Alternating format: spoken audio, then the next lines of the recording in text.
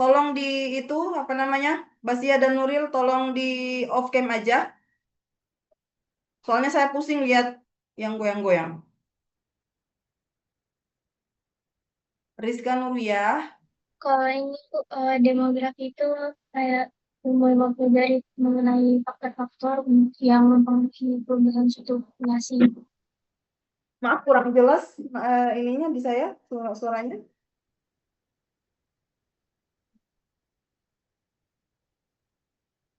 Ini Hah? demografi itu kalau seperti merujuk pada berbagai data seperti karakteristik untuk identifikasi suatu kelompok atau besar tertentu, Oke. usia, jenis Mm. kelamin. Demografi dalam hal ini kita membahas tentang kependudukan adalah ilmu yang mempelajari dinamika kependudukan manusia baik secara ukuran, struktur, dan distribusi penduduk, serta bagaimana jumlah penduduk tersebut berubah setiap waktu karena kelahiran, kematian, baik perpindahan penduduk atau penuaan. Nah, kemarin sudah beberapa kali saya jelaskan, kalian juga sudah menguraikan bahwa eh, Banten itu berdiri pada tahun 2000, tepatnya pada 4 Oktober tahun 2000, memiliki luas wilayah 9,3 juta 9,3 juta kilometer persegi dengan jumlah penduduk 12,431 juta jiwa. Terdiri dari 4 kabupaten dan 4 kota, yaitu Kabupaten Serang, Kabupaten Lebak, Kabupaten Pandeglang, Kabupaten Tangerang, Kota Serang, Kota Cilegon, Kota Tangerang Selatan, dan Kota Tangerang. eh Banten sendiri sekarang sudah memasuki apa namanya bonus demografi, di mana rasio ketergantungan di Banten adalah 43,9% pada tahun 2025. Artinya sekitar 44% eh, atau setiap 100 orang produktif menanggung 44 orang tidak produktif. Di mana artinya di sini bonus demografi adalah di mana keadaan penduduk umur produktifnya itu lebih tinggi dibandingkan dengan umur yang tidak produktif atau umur yang bergantung pada orang-orang yang produktif. Jadi kalau siapa di sini yang sering mendengar bonus demografi atau sering didengar dari biasanya diucapkan oleh Wapres kita, Pak Gibran, Anggi Sepi Maulinda.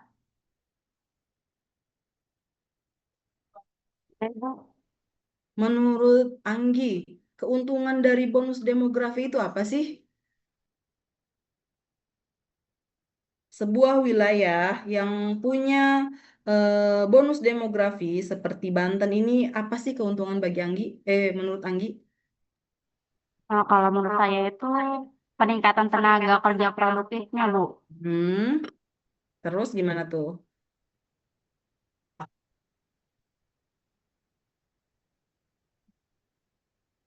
Terus apa hubungannya? Kenapa? Karena kalau Hmm, hmm. bonus demografi terjadi itu ketika proporsi penduduk usia produktifnya itu lebih tinggi, Bu, dibanding penduduk non produktif. Kayak ini berarti kayak lebih banyak tenaga kerja yang dapat mendorong pertumbuhan ekonominya gitu. Iya. Tapi bonus demografi tersebut benar, katanya bisa menghasilkan SDM lebih tinggi atau tenaga kerja yang lebih tinggi. Tapi kalau tidak diiringi dengan keahlian juga, itu juga bermasalah. Terus tidak diiringi dengan ketersediaan eh, lapangan kerja juga bermasalah. Tidak diiringi dengan infrastruktur yang baik juga bermasalah. Oleh karena itu, bagaimana caranya untuk kita, masyarakat Banten, memanfaatkan bonus demografi tersebut untuk Banten yang lebih baik? Nah, sekarang kalian sebagai calon-calon sarjana teknologi pangan, apa sih yang menurut kalian bisa dilakukan untuk memanfaatkan bonus demografi yang ada di Banten? Sekarang yang ingin saya tanya yaitu Ade Septiana.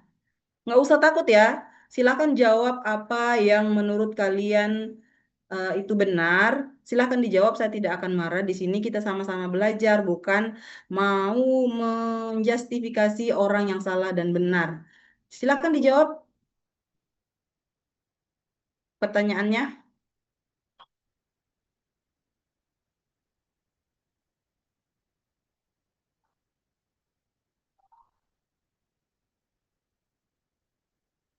Eh, Bunga Kurniawati.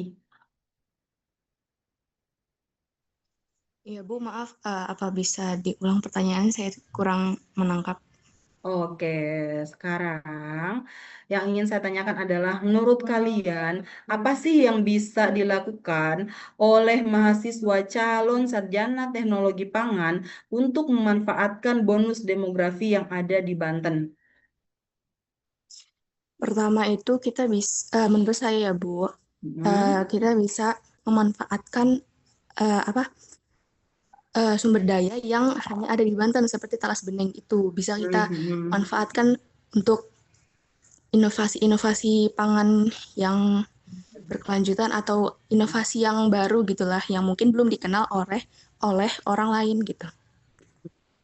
Dan itu mungkin bisa menjadi salah satu uh, lapangan pekerjaan bagi yang lainnya gitu, Bu. Sekian.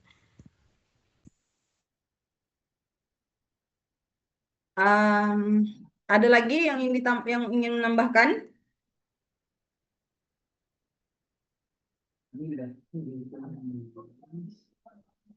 Di sini saya tidak hanya ingin ngasih materi, tapi saya ingin berdiskusi. Oleh karena itu, saya lebih banyak bertanya ke teman-teman sekalian. Selain itu, ide-ide yang saya tanyakan kepada teman-teman juga bisa dijadikan sebagai ide KTI nanti.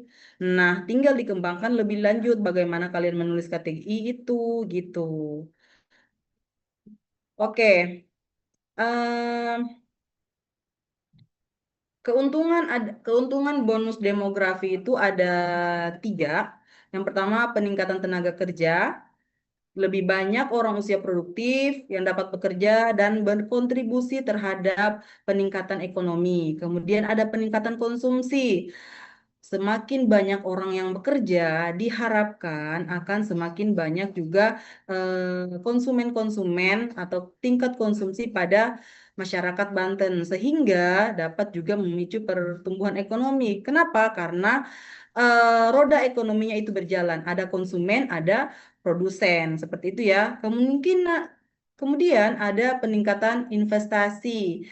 Dengan lebih banyak orang usia produktif, investasi dalam pendidikan, kesehatan, dan infrastruktur dapat meningkat. Oleh karena itu, bonus demografi juga menghadapi tantangan seperti peningkatan kebutuhan akan lapangan kerja, kemudian ada peningkatan kebutuhan akan infrastruktur seperti sekolah, seperti apa namanya, fasilitas kesehatan, dan lain-lain. Nah, untuk memanfaatkan bonus demografi tersebut, masyarakat itu perlu melakukan beberapa investasi. Pertama, investasi dalam pendidikan. Itu adalah salah satu yang paling utama. Kalau bonus demografinya atau orang-orang produktif itu tidak memiliki skill, tidak memiliki SDM yang baik, bagaimana perusahaan-perusahaan tersebut akan merekrut mereka, gitu ya. Bahkan setingkat OB saja itu butuh skill. Dia harus bisa, misal, mohon maaf ya untuk OB, misal ngepel harus bersih. Kalau nggak bersih ya gimana? Harus direkrut. Bisa jadi kalau dia sudah direkrut sebagai pekerja, bisa jadi apa namanya, dipecat karena cara kerjanya itu tidak seperti yang diinginkan oleh perusahaan tersebut.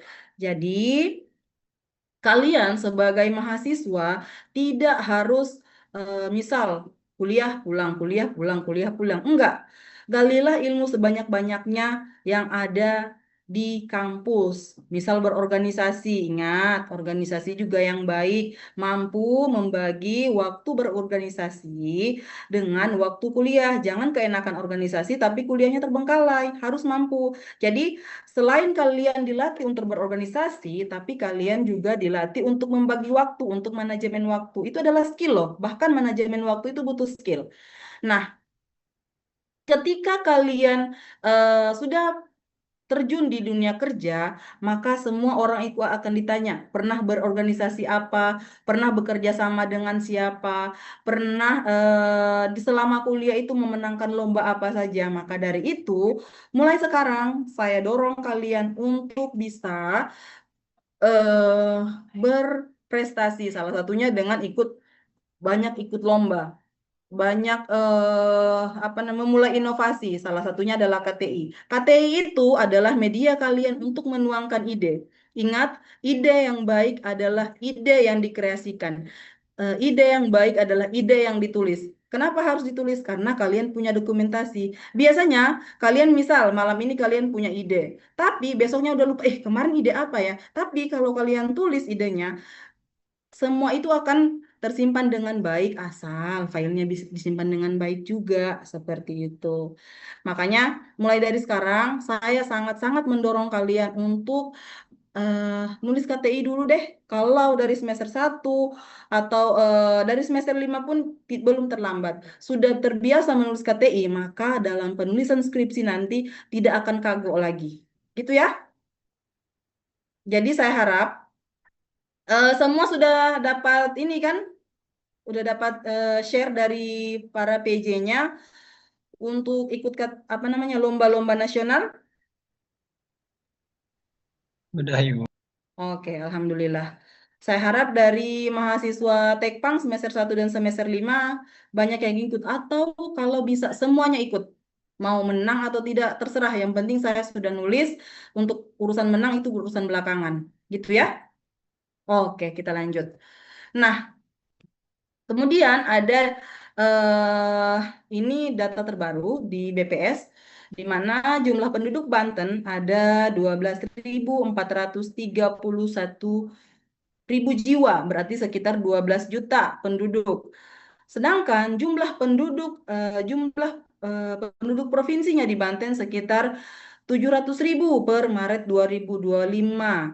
Nah, yang bermasalah adalah rata-rata lama sekolah di Banten. Dengan data ini, yaitu 9,23%, berarti rata-rata orang di Banten itu hanya sampai lulusan SMP. Sedangkan pada perusahaan-perusahaan biasanya minimal SMA atau SMK, karena kalau di SMK itu sudah yang dilatih adalah skillnya gitu, atau semisal teknisi,nya. Kalau orang SMK Tata Boga ya keahlian memasaknya seperti itu.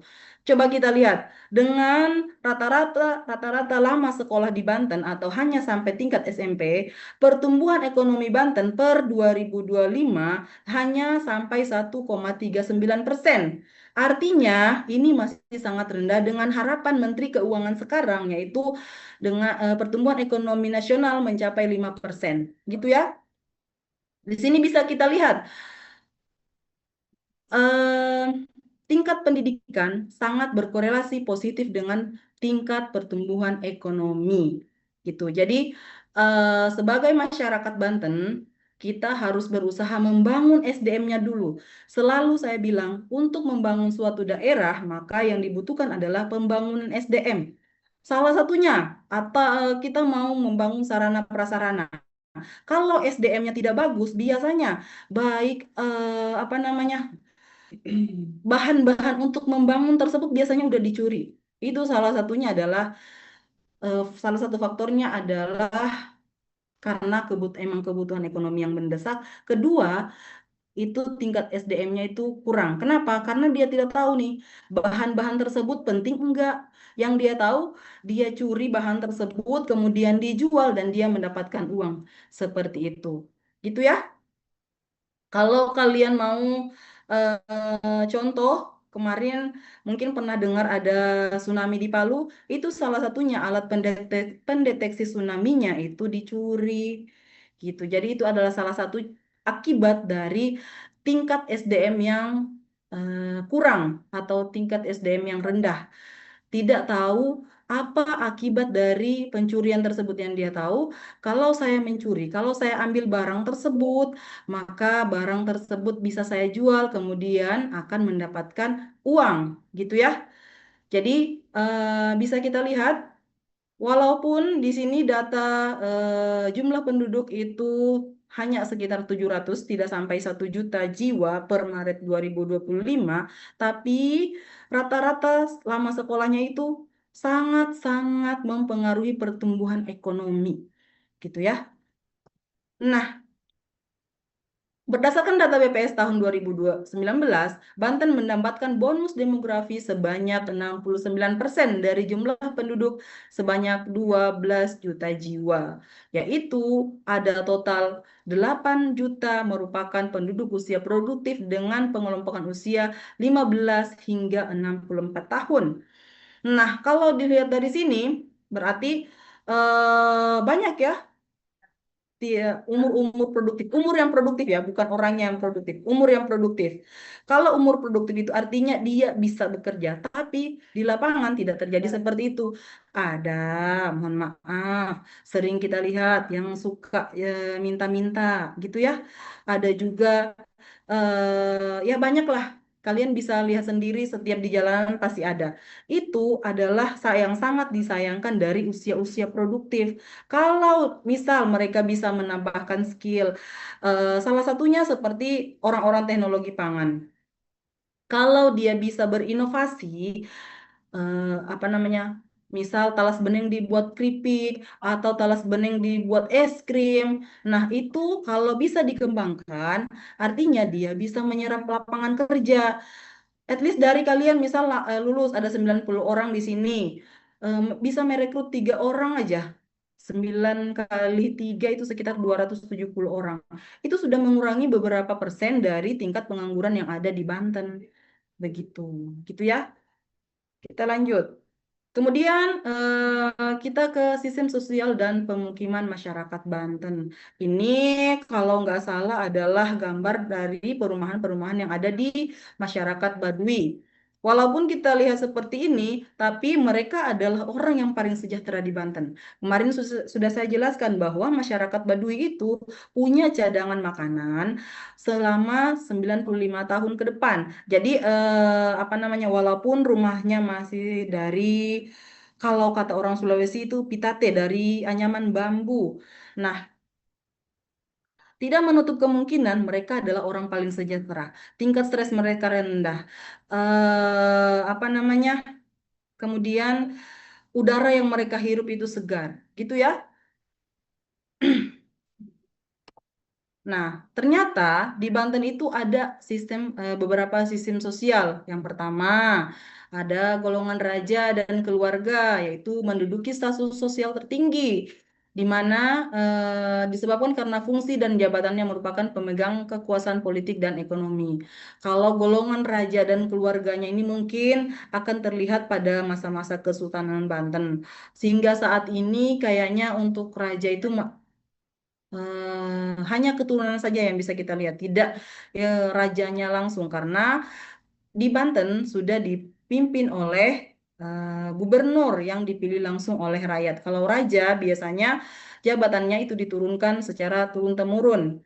Kemudian ada golongan elit, di mana kelompok tersebut memiliki status sosial tinggi karena jabatannya seperti bangsawan Mangkubumi, menteri, laksamana, senopati, dan ulama.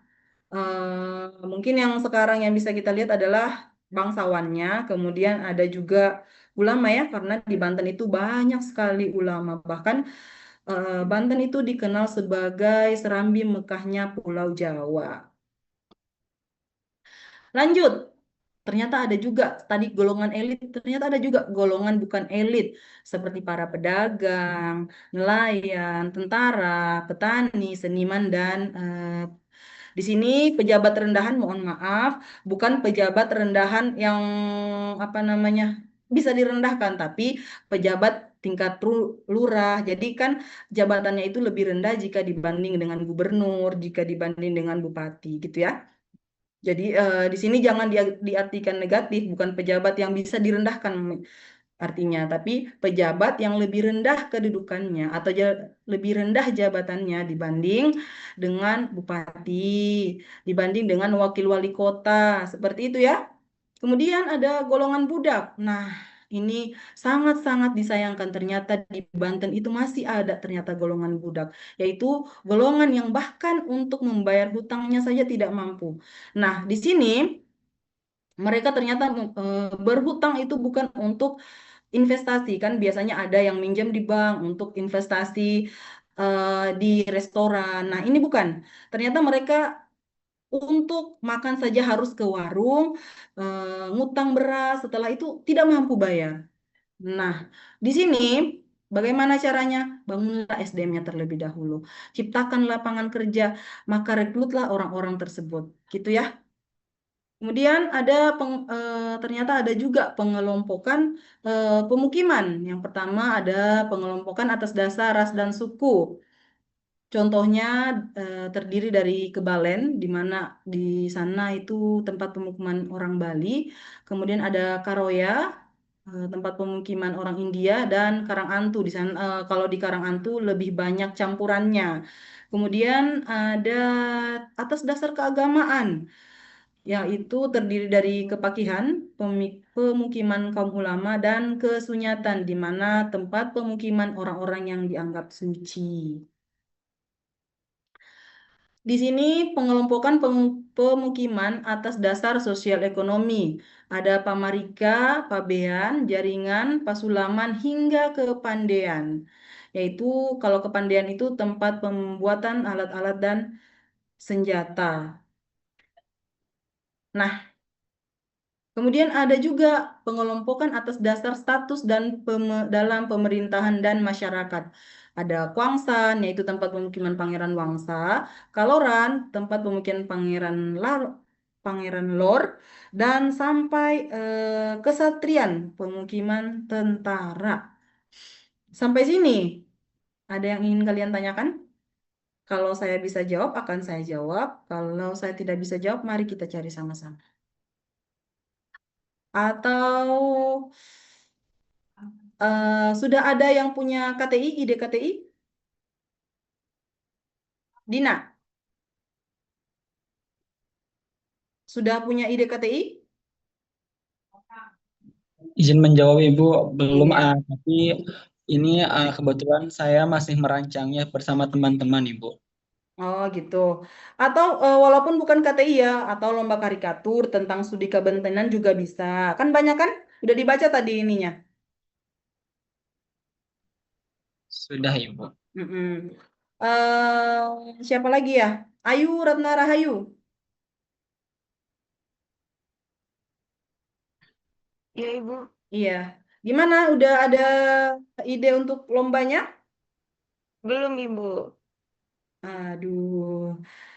Saya ingin dengar dari anak semester 5. Ayo anak semester 5 jangan mau kalah dengan anak semester 1. Masa iya kakak-kakaknya kalah nih. Mana nih? Aurea Agustina. Gelap amat tempatnya. Iya, Ibu. Ini terang, Ibu. Oh iya. eh Gimana? Udah punya ide KTI?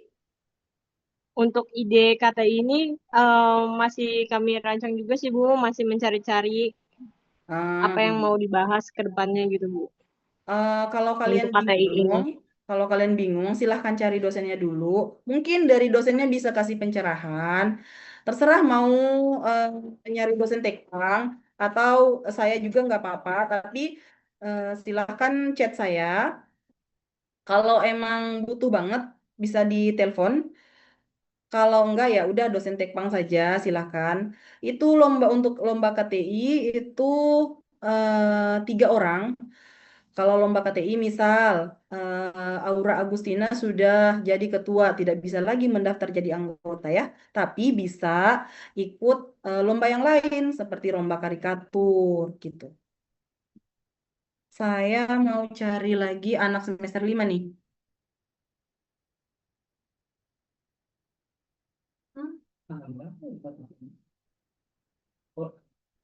Neisha Shakila. Neisha Shakila. Mana? Neisha Shakila. Halo, Neisha Shakila. Halo. Neisha Shakila kelas berapa ya?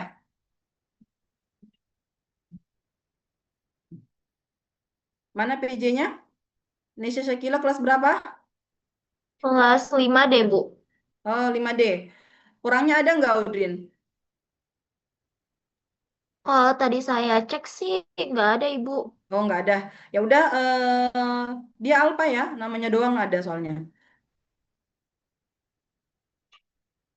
Tolong di chat ke saya kalau Neisha Shakila itu tidak ada. Audrin ya, untuk konfirmasi kehadiran nanti. Baik, Ibu. Oke. Sekarang saya mau lihat yang tidak off cam, yang tidak on cam. Iza Hairani.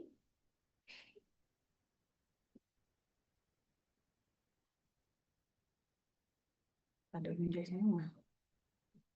Tasya, Tasya Fazahra. Iya, Bu. Oke. Oke. Kalau tidak ada yang ingin ditanyakan, mungkin sampai sini dulu. Atau ada yang ingin ditanyakan?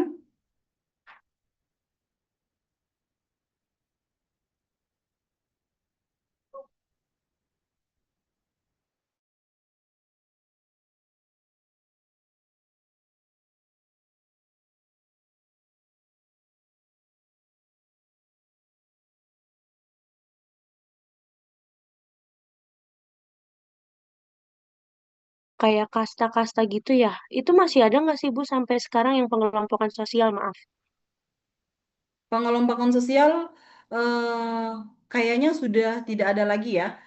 Mungkin itu zaman dulu, tapi kalau keturunan dari raja itu masih ada, gitu ya. Kalau kaum-kaum elit itu ya, em, walaupun tidak secara langsung mereka dibilang kaum elit, pasti udah tergolong sendiri seperti anak-anak dari pemerintah, anak-anak itu ya itu mereka kaum elit, gitu ya. Kalau kayak non elit ya, sekarang kan ada banyak pedagang, gitu ya, banyak nelayan, banyak tentara juga, gitu. Tapi kalau untuk raja kayaknya udah nggak ada deh. Mungkin kalau untuk keturunannya ada gitu. Masih ada lagi? Oke, Ibu, Ibu, terima kasih. Iya, siapa nih? Ibu izin mengkonfirmasi. Hmm, Tadi tuh Nesya masih di jalan, Ibu. oh Tapi ya, tadi dia baru masuk Zoom. oke. Kalau sudah tidak ada, mungkin saya bisa tutup. Untuk lomba-lombanya, silahkan ditanyakan bisa ke saya, bisa ke Ibu Reni juga untuk lebih jelasnya, karena nanti seperti janji saya akan ada yang menang 1, 2, 3, tidak harus mengikuti ujian dari saya. Itu ya. Tapi untuk yang dosen lain saya tidak berani untuk bilang tidak adanya, karena itu bukan hak saya. Gitu ya. Oke?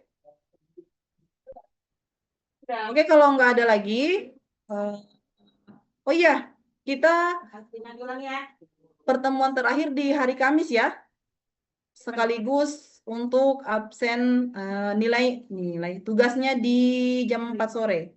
Bisa dikonfirmasi, insya Allah saya kosong di Kamis pagi sama seperti biasa jam 14.40 gitu.